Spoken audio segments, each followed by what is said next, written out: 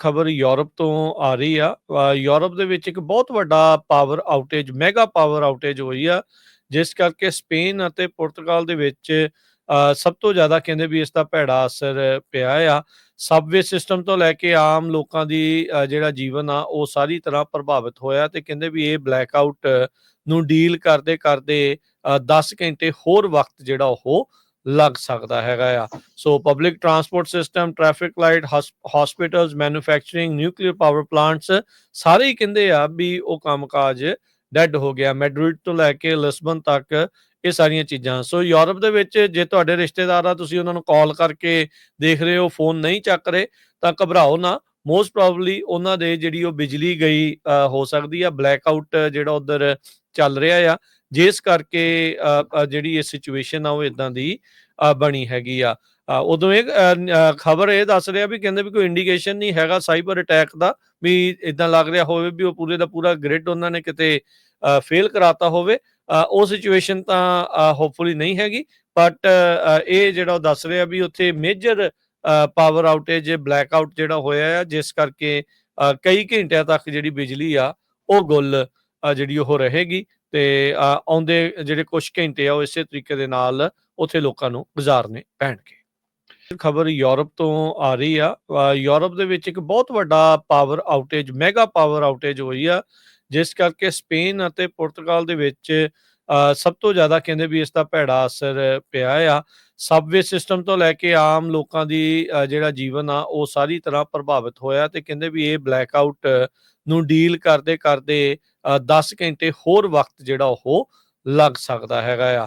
ਸੋ public transport system, traffic light, hospitals, manufacturing, nuclear power plants ਸਾਰੇ ਹੀ ਕਹਿੰਦੇ ਆ ਵੀ ਉਹ ਕੰਮਕਾਜ ਡੈਡ ਹੋ ਗਿਆ। ਮੈਡਰਿਡ ਤੋਂ ਲੈ ਕੇ ਲਿਸਬਨ ਤੱਕ ਇਹ ਸਾਰੀਆਂ ਚੀਜ਼ਾਂ। ਸੋ ਯੂਰਪ ਦੇ ਵਿੱਚ ਜੇ ਤੁਹਾਡੇ ਰਿਸ਼ਤੇਦਾਰ ਆ, ਤੁਸੀਂ ਉਹਨਾਂ ਨੂੰ ਕਾਲ ਕਰਕੇ ਦੇਖ ਰਹੇ ਹੋ ਫੋਨ ਨਹੀਂ ਚੱਕ ਰਹੇ, ਤਾਂ ਘਬਰਾਓ ਨਾ। ਮੋਸਟ ਪ੍ਰੋਬਬਲੀ ਉਹਨਾਂ ਦੇ ਜਿਹੜੀ ਉਹ ਬਿਜਲੀ ਗਈ ਹੋ ਸਕਦੀ ਆ। ਬਲੈਕ ਆਊਟ ਜਿਹੜਾ ਉਧਰ ਚੱਲ ਰਿਹਾ ਆ, ਜਿਸ ਕਰਕੇ ਜਿਹੜੀ ਇਹ ਸਿਚੁਏਸ਼ਨ ਆ ਉਹ ਇਦਾਂ ਦੀ ਬਣੀ ਹੈਗੀ ਆ।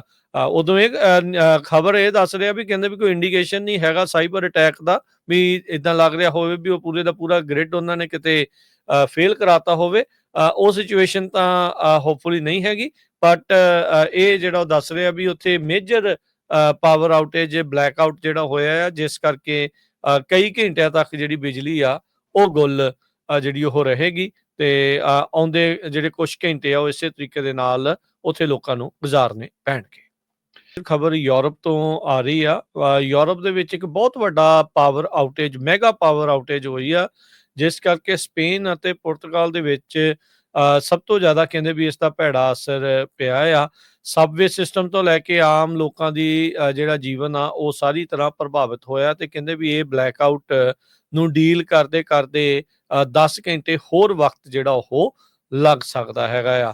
So public transport system, traffic light, hospitals, manufacturing, nuclear power plants ਸਾਰੇ ਹੀ ਕਹਿੰਦੇ ਆ ਵੀ ਉਹ ਕੰਮਕਾਜ ਡੈਡ ਹੋ ਗਿਆ। ਮੈਡਰਿਡ ਤੋਂ ਲੈ ਕੇ ਲਿਸਬਨ ਤੱਕ ਇਹ ਸਾਰੀਆਂ ਚੀਜ਼ਾਂ। ਸੋ ਯੂਰਪ ਦੇ ਵਿੱਚ ਜੇ ਤੁਹਾਡੇ ਰਿਸ਼ਤੇਦਾਰ ਆ, ਤੁਸੀਂ ਉਹਨਾਂ ਨੂੰ ਕਾਲ ਕਰਕੇ ਦੇਖ ਰਹੇ ਹੋ ਫੋਨ ਨਹੀਂ ਚੱਕ ਰਹੇ, ਤਾਂ ਘਬਰਾਓ ਨਾ। ਮੋਸਟ ਪ੍ਰੋਬਬਲੀ ਉਹਨਾਂ ਦੇ ਜਿਹੜੀ ਉਹ ਬਿਜਲੀ ਗਈ ਹੋ ਸਕਦੀ ਆ। ਬਲੈਕ ਆਊਟ ਜਿਹੜਾ ਉਧਰ ਚੱਲ ਰਿਹਾ ਆ, ਜਿਸ ਕਰਕੇ ਜਿਹੜੀ ਇਹ ਸਿਚੁਏਸ਼ਨ ਆ ਉਹ ਇਦਾਂ ਦੀ ਬਣੀ ਹੈਗੀ ਆ। ਉਦੋਂ ਇਹ ਖਬਰ ਇਹ ਦੱਸ ਰਿਹਾ ਵੀ ਕਹਿੰਦੇ ਵੀ ਕੋਈ ਇੰਡੀਕੇਸ਼ਨ ਨਹੀਂ ਹੈਗਾ ਸਾਈਬਰ ਅਟੈਕ ਦਾ, ਵੀ ਇਦਾਂ ਲੱਗ ਰਿਹਾ ਹੋਵੇ ਵੀ ਉਹ ਪੂਰੇ ਦਾ ਪੂਰਾ ਗ੍ਰਿਡ ਉਹਨਾਂ ਨੇ ਕਿਤੇ ਫੇਲ ਕਰਾਤਾ ਹੋਵੇ। ਉਹ ਸਿਚੁਏਸ਼ਨ ਤਾਂ ਹੋਪਫੁਲੀ ਨਹੀਂ ਹੈਗੀ, ਬਟ ਇਹ ਜਿਹੜਾ ਉਹ ਦੱਸ ਰਿਹਾ ਵੀ ਉੱਥੇ major power outage black out ਜਿਹੜਾ ਹੋਇਆ ਆ, ਜਿਸ ਕਰਕੇ ਕਈ ਘੰਟਿਆਂ ਤੱਕ ਜਿਹੜੀ ਬਿਜਲੀ ਆ ਉਹ ਗੁੱਲ ਜਿਹੜੀ ਉਹ ਰਹੇਗੀ ਤੇ ਆਉਂਦੇ ਜਿਹੜੇ ਕੁਝ ਘੰਟੇ ਆ ਉਹ ਇਸੇ ਤਰੀਕੇ ਦੇ ਨਾਲ ਉੱਥੇ ਲੋਕਾਂ ਨੂੰ ਗੁਜ਼ਾਰਨੇ ਪੈਣਗੇ।